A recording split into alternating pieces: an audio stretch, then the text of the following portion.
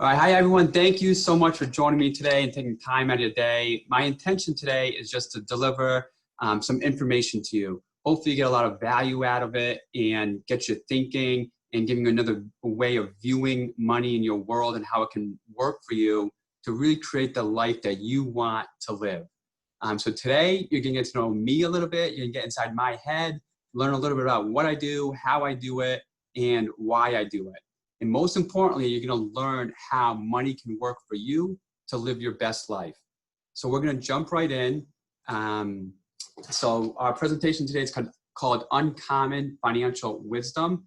And unfortunately for me today, anyone can call themselves a financial planner. They can get training from an investment company or an insurance company or bank, and everything becomes transactionable, just a transaction. And people are buying products from different people at different points in their life and not really sure if they're all working together. Sometimes after 5, 10, 20 years, it can become disorganized. Sometimes it becomes confusing of why did I do this 5 years ago? Is it still working for me?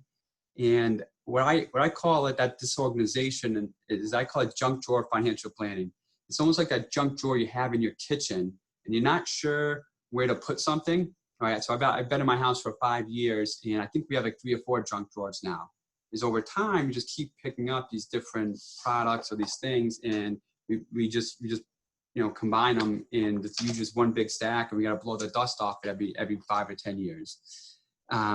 So what I want to start with is not about the product, but the process, kind of how money works.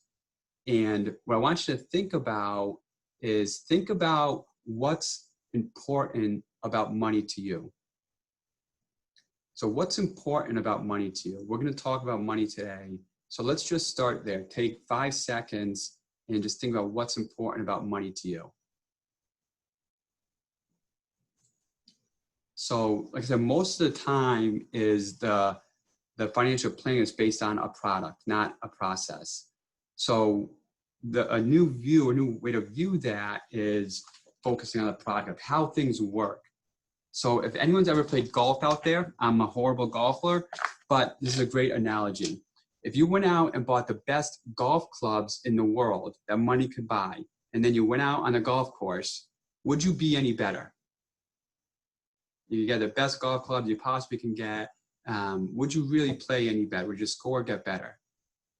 Versus, let's think about this. What if you hired like Dustin Johnson or Phil Mickelson from the PGA Tour, and they came out and they played 36 holes of golf with you, and they give you tips along the way. They showed you how to swing. You still had your old golf clubs.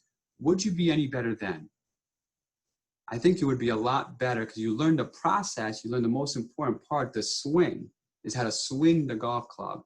So money works the same way. How I use my money is much more important than where I put it or the product, right? So what are people always focused on? They're always focused on where to put it.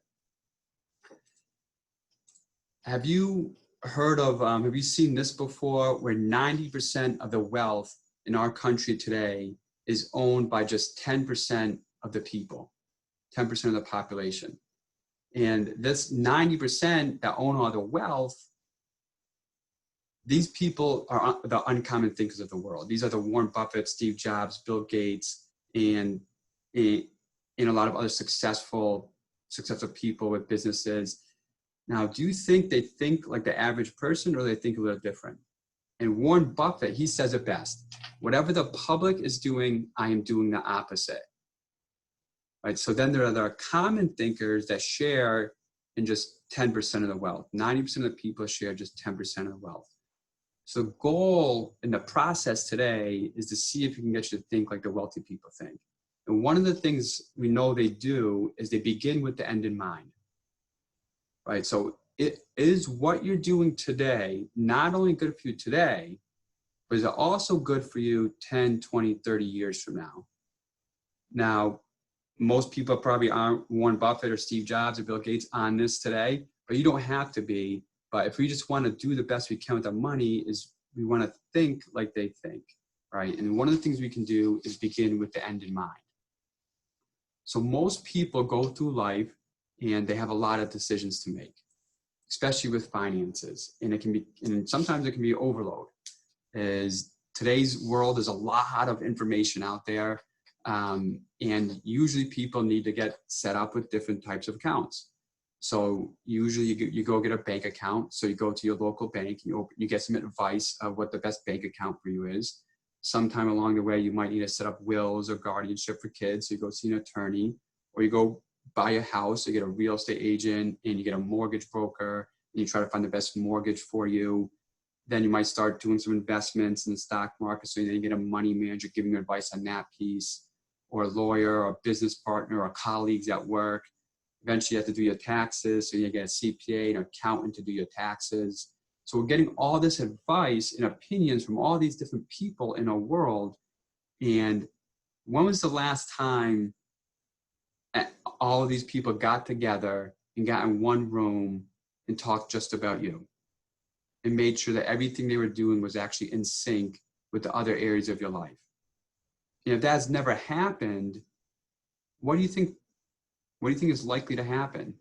There's going to be gaps, or things missing, or overlap, or things not really working together, right? So then what could happen? Your plan could just not work as good as it possibly could.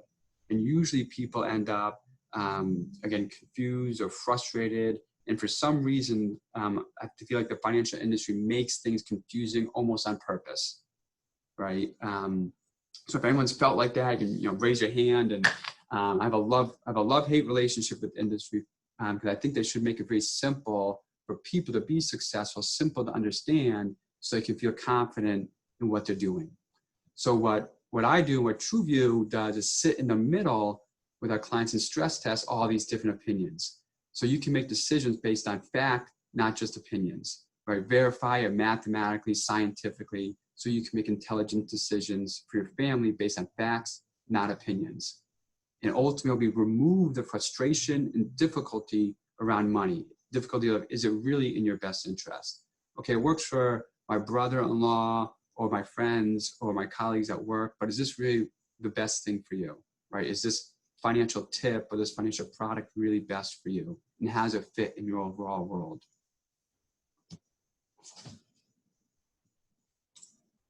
So most people I work with, at the end of the day, just want to know, are they doing the best they can financially? Is my money working as hard as it can? Am I missing anything? And am I going to make it financially? So to do that, we need to know what you're dealing with. How is the economy set up, and how can you make it work for you? So let's take a look at our economy. Today, there are really 4 sectors of the economy. There's the government, there's corporations. So those are the companies that we buy stuff from, like Apple. We buy our Apple iPhones, or our clothing companies, or our appliances. Those are corporations. And then we have financial institutions. Those are the banks, investment companies, insurance companies. And then finally, there's you, the consumer. And what happens is these 3 sectors of the economy are in business to transfer money from you to them. And they have rules that we've all kind of made up and passed down from generations that we all play by. And that's the world that we're living in to make our finance decisions. We're living in a world where they are making the rules that we play by. So for example, what is one rule that the government has that moves money from you over to them? So the government eroding factors are things like taxes. And the average person in a given year could pay up to 13 different taxes that moves money from you to the government. Right? So that's a rule that we all play by. And corporations also have rules to move money from us to them. It's things like planned obsolescence. So I love chatting with my grandparents, and not only do they tell me how they walked uphill both ways to school somehow, and it was always snowing, but they also, I always love hearing they don't make it like they used to, right? So they have, appliances that would last for 30 years, Or I remember when I got my first cell phone when I was in college, it lasted me almost 4 years, right? Those things that you couldn't break them even if they fell. And the battery lasted forever. And now it seems like it's a new iPhone every 2 or 3 months. And there's new technology that makes your old phone obsolete, right? Or the battery wears out after 3 or 4 or 5 months and it doesn't last the whole day anymore. So there's things that corporations play by that moves, again, our money from us to them. And they do that for a reason. They change things for a reason to capture our money. And then finally, whatever's left over goes to the financial institutions, right? So this is our investment companies, mutual fund companies, insurance companies, banks. They want you to give them your money on a regular, ongoing, consistent basis and hold on to it for as long as possible and give you back as little as possible. And there's things like front-end charges, back-end charges, expenses, transaction costs, maturity dates, all these things that they create to hold on to our money as long as possible. So the question becomes, what rules do you use to make intelligent financial decisions? Or are you just playing by other people's rules? And think about it, if you're playing by other people's rules, who do you think is getting the most benefit? So what ends up happening is most people end up making decisions in a silo, kind of one thing at a time. They end up focusing on one product and not the process of how money works. And I want to show you just an example of what can happen when you do that. So most people know that it's a great idea to invest in a 401k plan or employer retirement plan at work. And usually the advice goes something like this. If you put money into this plan, your money will grow and you won't have to pay taxes on the money today. So put as much money in your plan so you can pay the least amount of taxes today. And that sounds like a pretty good deal. So we tested it.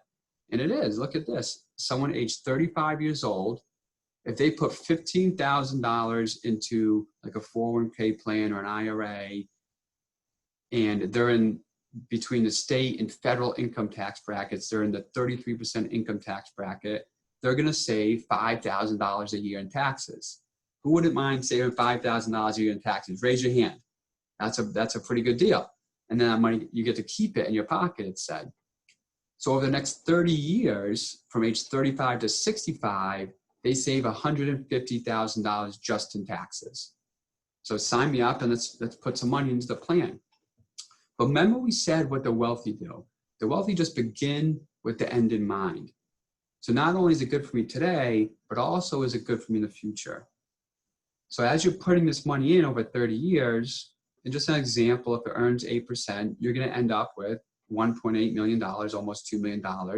And then you turn 65 and you sail off to the sunset, right? And it's time for retirement. So when you retire, you stop working, you stop getting paychecks, and then you need to live off of your nest egg, live off of the 401k.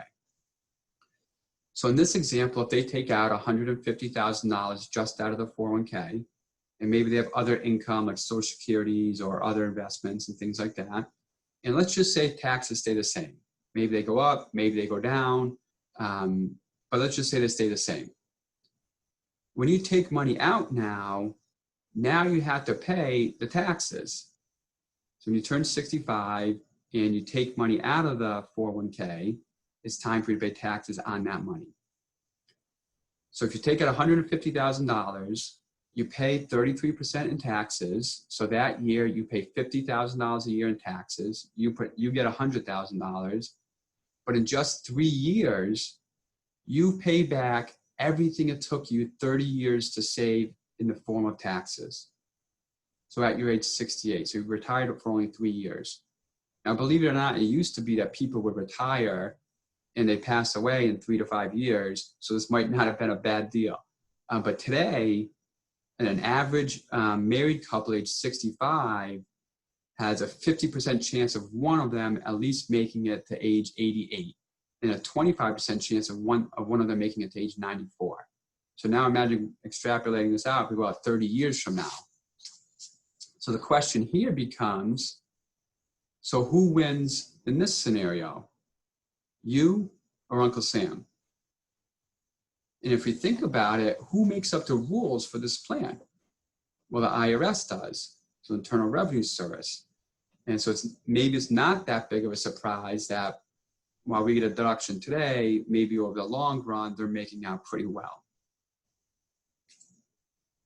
So rules for financial success. If you want to begin playing by your own rules so you can get the most benefits, and we're going to play this game basically trying to accumulate wealth and retirement and living the American dream and financial independence and financial freedom, we want to have our own rules to play by to keep more of your money and avoid things like taxes, avoid things like lost opportunity costs, avoid fees, avoid costs, so you can move all of that money to your balance sheet. So there's 4 things you must have in order to do that. In order to have a financially successful life, you need to have 4 things. The first one is a financial game board. So what a financial game board is, basic and architectural drawing.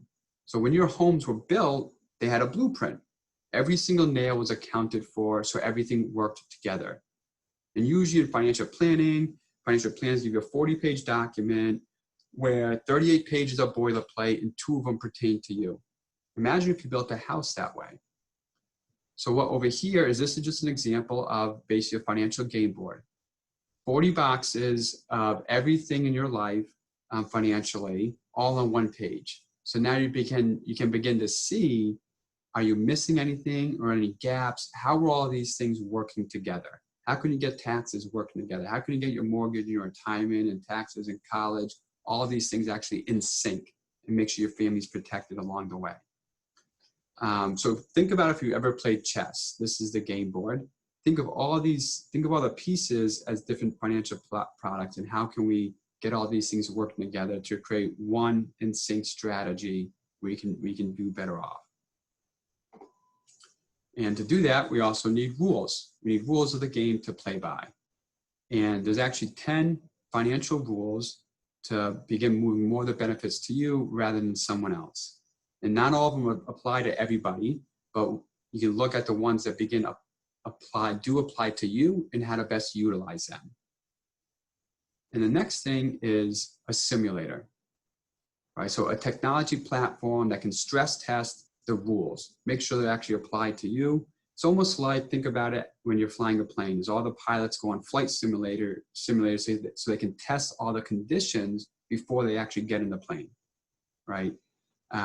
So before you make any decisions, you want to be able to walk through the process, stress test all the opinions that you're getting out there to make sure it's in your best interest, not someone else. The next thing is a coach. It's someone who knows you really well and someone who also knows the rules of the financial game, and so they can put them together. You can think about it as the greatest athletes in the world all have coaches. And usually the most successful ones have multiple coaches. So for example, a great one in our area is Big Papi, is David Ortiz from the Boston Red Sox. I know he's retired now, but he was one of the greatest hitters that we've seen, especially one of the best clutch hitters, as we all know.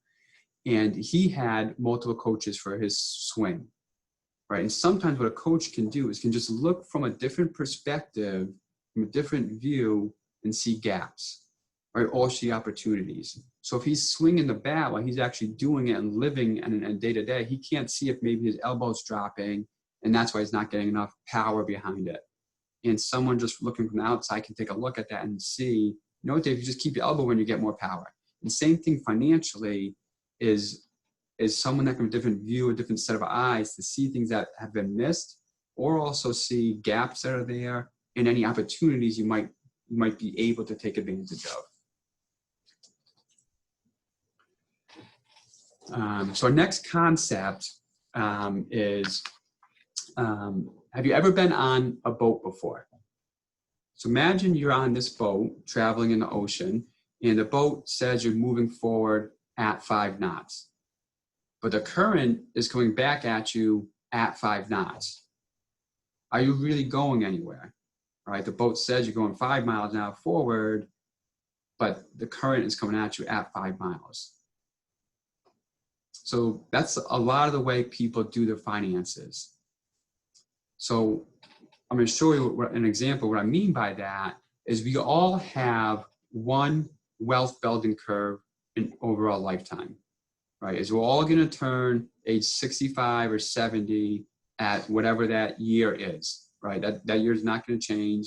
I was born in 1984. I'm 36 right now. So I know in 30 years, I'm going to be age 66. So in the year 2050, I'm going to be 66 no matter what.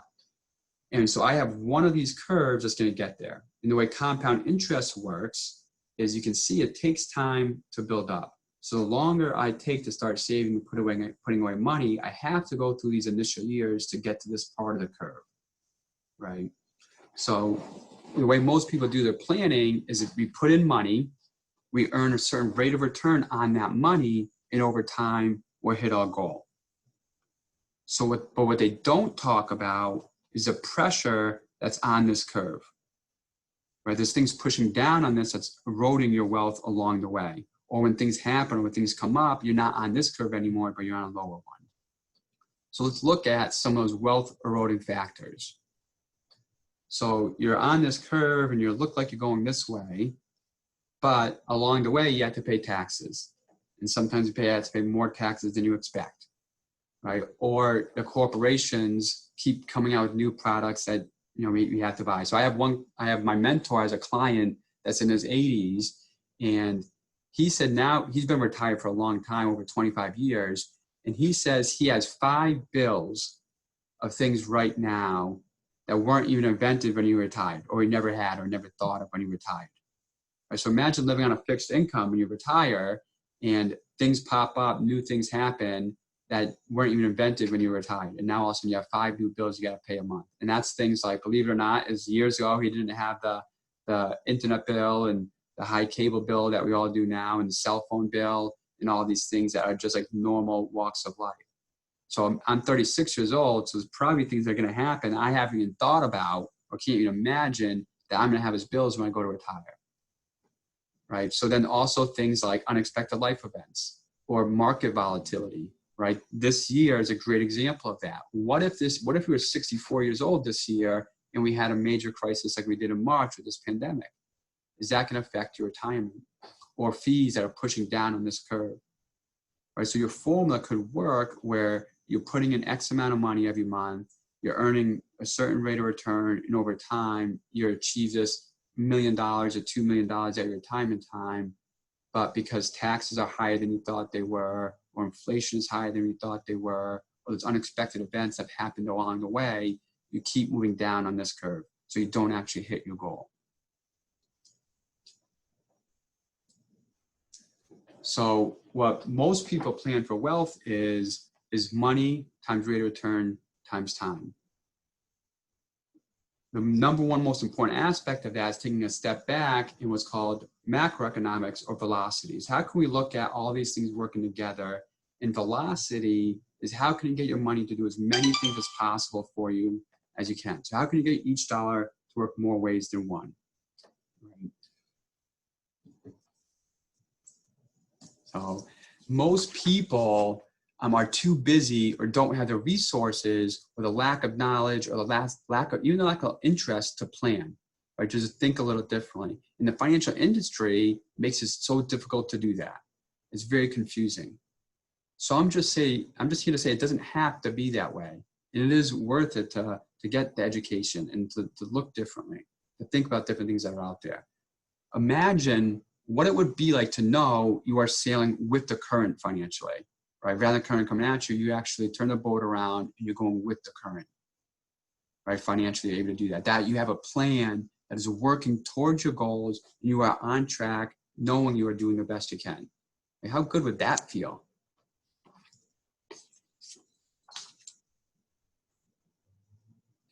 So there's 4 principles that we're going to go over to help you sail with the current. And we talked about velocity, so I want to expand on that a little bit.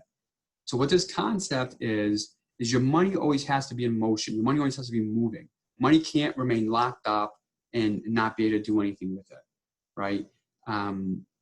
So what the difference is macroeconomic planning. Microeconomic planning is looking through a microscope, like what happens and you can't see what's going on in the outside world. So what we want to do is take a 30,000-foot view of when we make this one financial decision, how is it also affecting all the other areas of your life? So banks are actually really good at doing this. So most of the time what people do is they go to an investment company or an investment advisor, and correct me if I'm wrong, but then we'll go look at, okay, what can you offer me? Where can I put my money that I'm going to earn the highest rate of return? Right? And the investment advisor will say, well, if you give me $1, you can expect a 20% rate of return because we have all this great research. And then there's also this little disclaimer at the bottom of it that past performance doesn't always equal future results. But think about it, if you're trying to get this 20% rate of return, what else are you also doing? You're also most likely adding a lot of risk to what you're doing to try to get this huge 20% return. So what banks do is this velocity of money concept, is every dollar they put in, they have it work in 4 different ways, right? So if you can get your money to earn 5% 4 different times, you still get the 20%, but you actually also able to take a lot less risk. So just as an example, I'm just going to use this as an example. I'm not saying to go out and do this or anything, but if you invested in real estate and bought a home that you could rent, and it was an investment property, every dollar you put in, you're going to earn 4 different ways. One is you could potentially get appreciation from the property, right? So the property could go up in value. You're also going to get this thing called depreciation, where that creates an extra tax deduction for you this year and in the future. Then you also get to deduct your mortgage interest. That's another tax deduction, so that's basically more money in your pocket. And if you're renting it out, you also get rental income.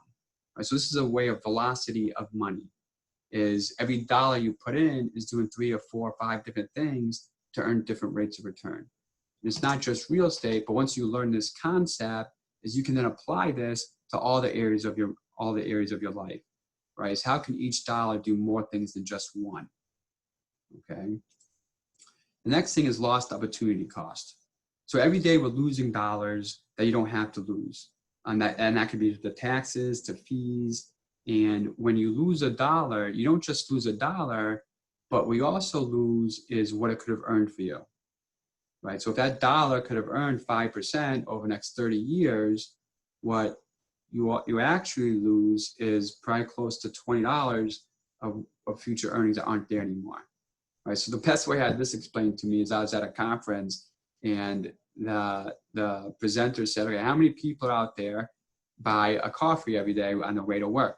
And most people raise their hand, and they said, well, that cup of coffee, you think it cost you $3. If you could have saved and invested that $3 and earned 5% over the next 30 years, it actually costs you close to $30. So every coffee you go out there and buy, and you look at the menu and it says $3, it's actually costing you $30. And at that moment, I said, wow, I'm good. I'm glad I don't drink coffee. But think about the taxes that you're paying that maybe you don't have to, or fees that are out there that maybe you can avoid them. And you can avoid these lost opportunity costs. And rather than that money going on someone else's balance sheet, it can go on your balance sheet. All right, so this is, lost opportunity cost is a loss of gain where you could have earned that from somewhere else. Or if you still had that dollar, how much could it have earned for you? All right, so next principle is LLC. And it doesn't stand for a business, limited liability company, but actually stands for leverage, liquidity, and control. So what you want to think about here is everything you do financially, you want to obtain at least 2 of these 3 principles, right? You want to be able to leverage it, you want to have liquidity, and you want to actually have control of it. So every strategy needs at least 2 of these 3 principles. So let's think about, most people probably have a 401k. I'm just going to use that as an example because most people are very familiar with it and they have it. So what's the purpose behind the 401k? Suppose that you are saving tax dollars today and to pay the taxes at a later date. So if you think about that and question it and what's going on in our economy today, do you know where the national debt is at right now? How much debt the U.S. has? right now, it's more than they've ever had. So if you were to take a guess between now and your retirement, will taxes be higher or lower than they are right now? So you're building and sacrificing now so you have less money in retirement. So think about, let's apply this leverage, liquidity, control. Is your 401k, can you leverage it? Leverage means you're able to use the money in there to earn money somewhere else or acquire another asset somehow. So can you leverage your 401k? So sometimes people think you can borrow from it. I could borrow from my 401k. So you can do that. You can borrow from your 401k, but it's actually really expensive to do that. What happens, you actually pay it back with after-tax dollars. So think about it. You put money in, you don't pay taxes, not money today. If you loan money out of your 401k, you have to pay that back. And when you pay it back with money that you already paid taxes on today. And then what happens at retirement time, you pay taxes on it again. Right? So think about who controls your 401k. Right? You really can't leverage it because it's really expensive to do that. There's a rule that says you can't touch the money in your 401k till you're age 59 and a half. So it might be like, for me, I'm 36 years old. It'd be locked up for basically 23 and a half years. I couldn't touch the money that's in there. So who tells you how much you can put in? The government also tells you that there's a cap of how much you can put in per year. And then they tell you when you can access it. And then they also tell you how much they're going to take in the form of taxes when you do take it. And then they tell you you're also going to have to take a certain amount of money at your age 72, whether you want it or not. So who controls the 401k? Is it you or is it someone else?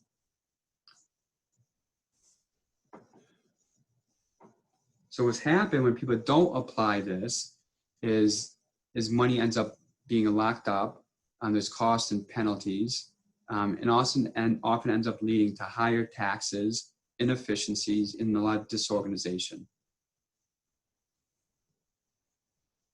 So the last principle, and the most important principle, is most people are accustomed to one rate of return, and that's called internal rate of return. So what an internal rate of return is what your average rate of return is. So think about it, when you look at your investment statements and it earned 8% on average over the last 5 years, that's what's called your internal rate of return. All right, that's what most people are used to. And I want to show you, see if I can draw on this, is an example of how that's calculated. So what happens is, let's say we're just going to do a 2-year example. So year 1, year 2 is, let's say you start with $100,000. You put it into this investment, and you choose to put it into this investment because it looks like you're going to earn an average rate of return of 25%. And the market goes ups and downs, but you're going to earn 25%. So that's a really great rate of return. So we're going to choose to invest our money there. So what happens, year 1, you put in $100,000, and this is a great year, and your investments actually go up by 50%. So now we're all really excited. This is great. At the end of year 1, I have $200,000. So we're high-fiving. This worked out really, really great. And then year 2, we start with $200,000. And as they say, the market goes up, and it also has to correct or rebound or come back. So year 1 was up by a lot. So year 2 it goes down, and it's down by 50%. So now we have $200,000. You lose 50%. You're back to $100,000. So where'd you go? Did you actually make any money? But you really didn't. You started with 100, you ended with 100, but what is your average rate of return? So my 3rd grade math teacher taught me that to get the average, I have to add up the number of years and basically divide by the return. So I have plus 50 minus 50 divided by 2 is I end up with an actual 25% rate of return. But I actually didn't make anything. So my investment statement would say I made a 25% rate of return, but I actually didn't earn anything. So average rate of return, the way it's calculated, can be kind of tricky. So that's one internal rate of return, an average rate of return. The next one is external rate of return. So we could have the same amount of money over the same time frame. You could be earning 10% of your money, but I could be earning 3% of my money. And because I understand how these other two rates of return work, I could have a 2-to-1 ratio of more wealth than you. So external is a form of leverage. Basically, how can I use my money to accumulate more wealth elsewhere? So one example of this is when you go to retire, everyone's going to have Social Security and Medicare. And those programs are based on a formula.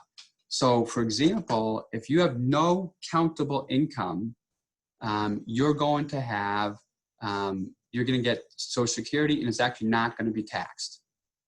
So if all you have with Social Security is you can get your full Social Security and none of it's going to be taxed. However, if you're a married couple, and roundabout estimate numbers, if you make more than $80,000 a year, your Social Security is actually going to be taxed up to 85% of your Social Security is going to be taxed.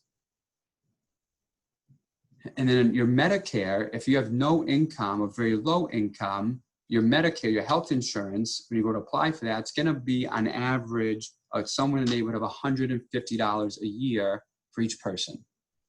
However, if you're getting over that $80,000 of countable income, then your Medicare on average is going to be close to $400 or $500 a month.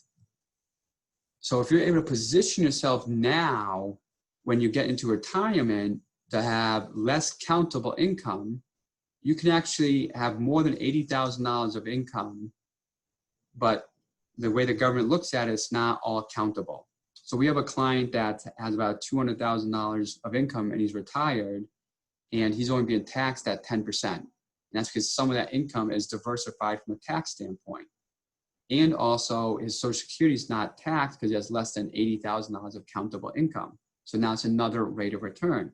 And he's paying the least for his Medicare. So that's an idea of external rate of return. How can you do things today that pick up or give you more money later on in life? And just understanding a little bit about how the tax code and how these formulas are and how can you apply them to your life. The last one is eternal rate of return. So one of the biggest worries most of our clients have is running out of money one day. So the biggest risk we actually have is longevity risk, people outliving their wealth. So the way you want to plan is how can you make sure you won't outlive your money? How can you have rates of return that last forever? Even if you live to 90, 100 years old, is making sure you don't run out of money. So that's eternal rates of return. All right.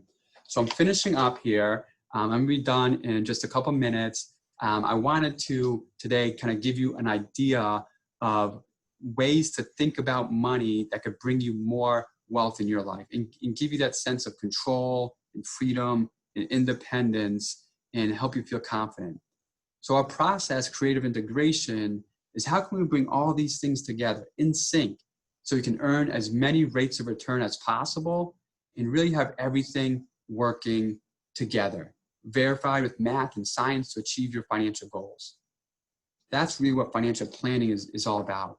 And what financial planning means to me is knowing you are on the right track financially, organized, you have a plan so you know your future is well taken care of. And when you're confident in that, you have less worry today.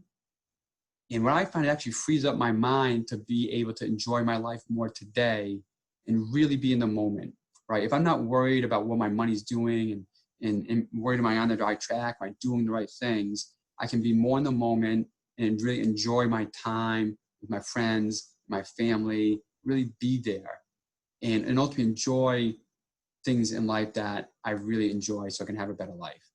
So that's really what financial planning is all about and what it should do for you. So thank you very much for watching this all the way through. If any of that sounds good, is I just make an offer today is if it sounds like you want to learn some more, as a joke, it's time to get financially undressed, but don't worry because I'm a professional. So what I mean by that, just creating a game board, taking a financial MRI, seeing where you're at today and seeing how you can get to your optimal financial position. So here's my website. It's mytrueviews.com, mytrueviews.com. And if you go there, you'll see a little video of me and my family. But you can also click this link to schedule a free consultation. I'm more than happy to do that for all of you and provide some more information to see where you're at. When you click it, you can click if you want to schedule, we're doing in-office meetings, phone consultations, or virtual meeting. So please feel free to take advantage of that. And I can't wait to hear from you. Amy, if there's any questions, I'll be happy to take those now.